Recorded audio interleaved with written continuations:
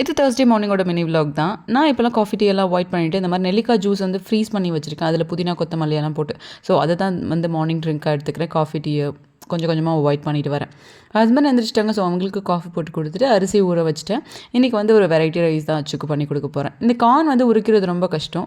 ஆனால் ஒரே ஒரு லேயர் மட்டும் நீங்கள் இப்படி எடுத்துகிட்டே போதும். அதுக்கப்புறம் கையை வச்சு எடுத்தாலே போதும்.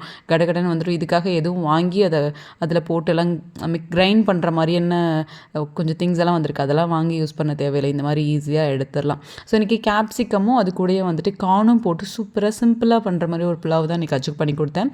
ரொம்பவே ஈஸி தான். ஆயில் காஞ்சதுக்கப்புறமா சின்ன வெங்காயம், அதுக்கப்புறம் பச்சை மிளகாய், கருவேப்பிலை அது மட்டும் போட்டுட்டு அது கூடயே வந்து கட் பண்ணி வச்சுருக்க கேப்சிகமையும் அது கூடயே வந்துட்டு கார்னும் போட்டுட்டு நல்லா மிக்ஸ் பண்ணி விட்டுட்டு அது மிக்ஸ் பண்ண உடனே ரைஸ் போட்டு ஒரு கிளறிட்டு 1 கப்புக்கு 2 கப் தண்ணி ஊற்றி விசில் போட்டோன்னா சூப்பராக ரைஸ் ரெடி ஆயிரும்.